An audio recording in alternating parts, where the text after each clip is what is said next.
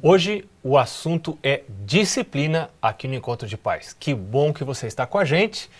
Nós vamos conversar hoje com o Dr. Antônio Estrada, que é um psicólogo com mestrado em teologia, também mestrado em terapia familiar e doutorado em psicologia familiar. Ele trabalha na Universidade de Monte Morelos, Universidade Adventista, lá no México, como professor nas áreas de teologia e psicologia. Vamos conversar um pouquinho sobre essa questão da disciplina. Está meio fora de moda hoje. Alguns pais acham que isso é do tempo dos avós, né? Por que é necessário disciplinar? O que é, na verdade, disciplina? Disciplina tem que ver com formar uma pessoa para que chegue a ser um adulto responsável e com sucesso.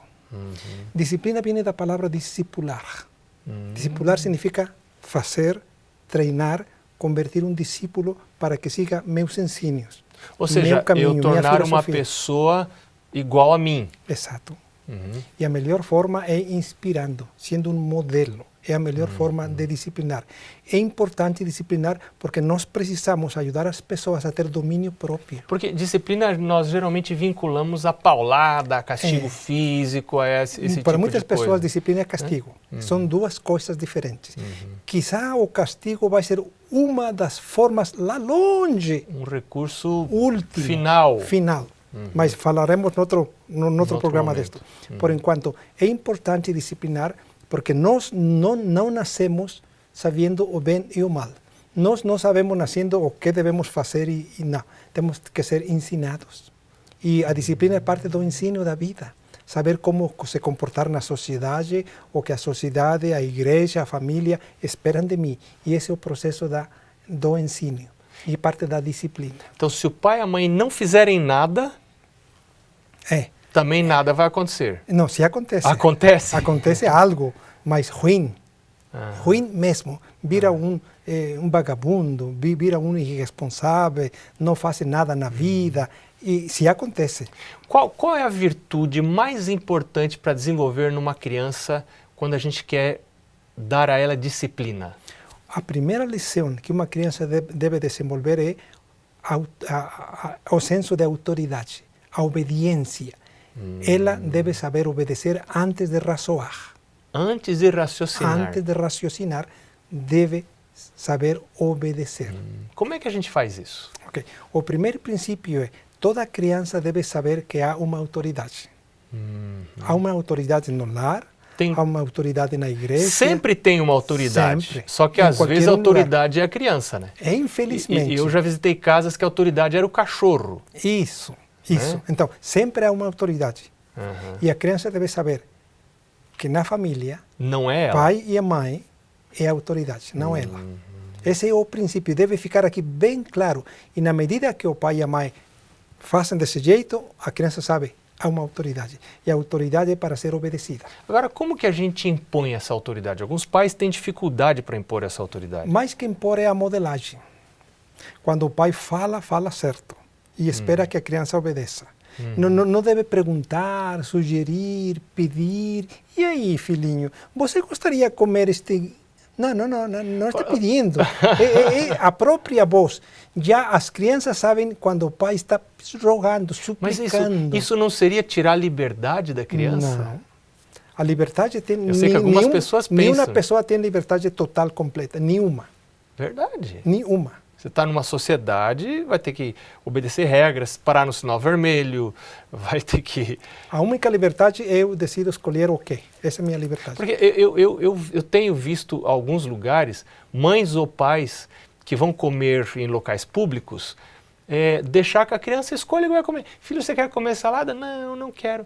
Então o que você quer? Eu quero batatas fritas. Então tá bom, vamos comer batata frita. Então, o pai vai ensinar a disciplina quando fala de um jeito que é para obedecer.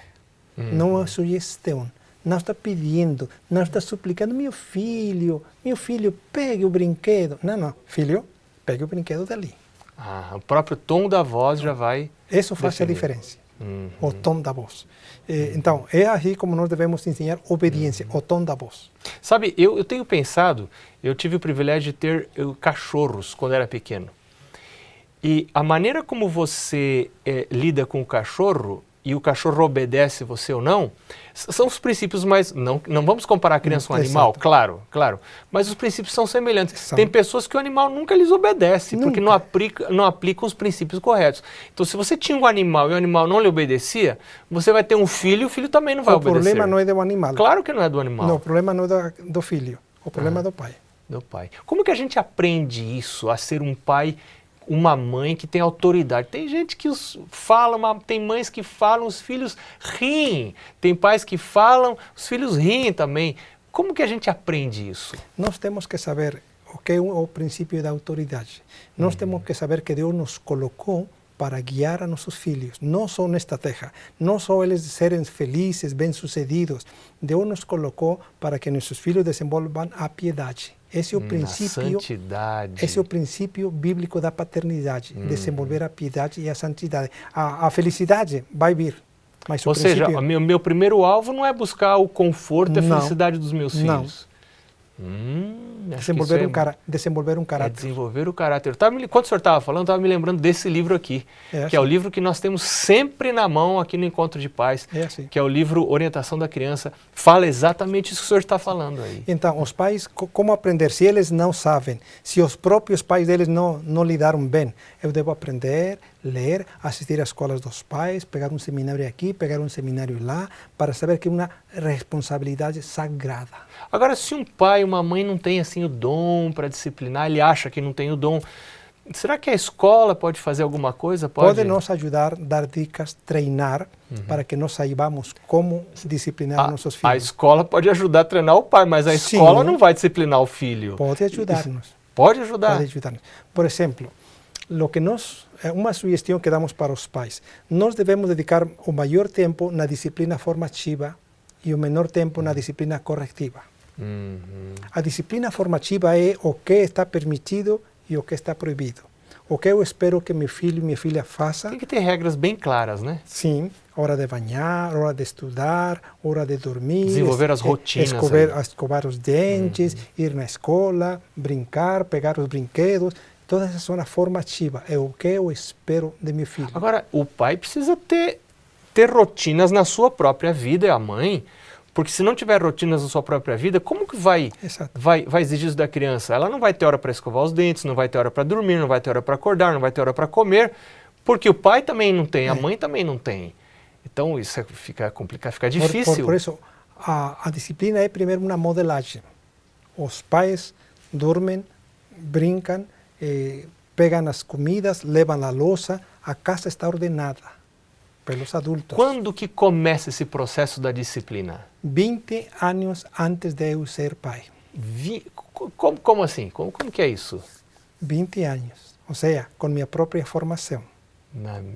Os hábitos, a disciplina, pessoal, o domínio que eu tenho, domínio próprio, a organização da minha casa, meu horário, a minha responsabilidade, ali começa comigo. Ou seja, se eu não desenvolvo rotinas, se eu não aprendo a dizer não para mim mesmo, desenvolvo domínio próprio com a ajuda de Deus, eu não vou conseguir fazer isso com os filhos. Então, por isso começa 20 anos de eu virar pai. Então eu preciso ter... Eu li uma coisa muito interessante, doutor Estrada, que um texto, não me lembro mais aonde, dizia assim: a autoestima aumenta com a capacidade de dizer não a si próprio. Né? Então, se eu cresço e na minha vida eu nunca disse não para mim, eu como toda hora, eu faço tudo o que eu quero, nunca digo não para mim mesmo, eu não vou ter respeito próprio e as outras pessoas também não me respeitarão. Não. Meus filhos não me respeitarão. E a criança aprende pelo olhar. Se o pai come toda hora e está tratando de ensinar o filho a não comer toda hora, diz, e aí? Sim, e aí? Você come toda hora. Claro. Tá? Então, quando começar? Quando a criança está na barriga da mãe, ali a forma como a mãe se cuida, os alimentos, o horário, a disciplina, a felicidade, tudo isso já começa a afetar a criança. E vai ser bem mais fácil para a mãe e o pai educar um filho quando eles se educam no processo da gravidez. Que impressionante. Já quando a criança nasceu, nós temos que aprender a estabelecer o horário de comer, de dormir, tomar o banho. Temos que começar a falar, a aplicar as primeiras regrinhas na vida da criança. Já desde o primeiro dia já? Já. Desenvolver regras, né? Tem mães que dão comida para a criança quando ela chora. Não. Tem mãe que dá comida na hora que é para dar de comer, não quando ela chora. A criança já sabe que forma de manipular a mãe é chorar. Aí está. Porque eu já sei que a mãe faz do meu jeito quando eu choro. Então, aprendeu a manipular. Okay? Então, nós devemos ter, nas diversos estágios da vida, em diferentes etapas, devemos nos ajudar a criança a ir aprendendo novas regras, novas formas de obedecer. Sim. Em cada fase etária. Sim. Agora, quando a gente não faz isso, um casal que não desenvolveu disciplina nos filhos, qual vai ser a consequência disso na vida dos filhos? A garotada indisciplinada é difícil para estudar, porque não tem limite, não se organiza na vida, vai ter dificuldades na escola, vai ter dificuldades no trabalho. Em todos os lugares vai ter dificuldades essa criança. Até na sua saúde, na sua vida. Sem dúvida. Por no seu casamento, em todo. Na sua vida laboral, profissional.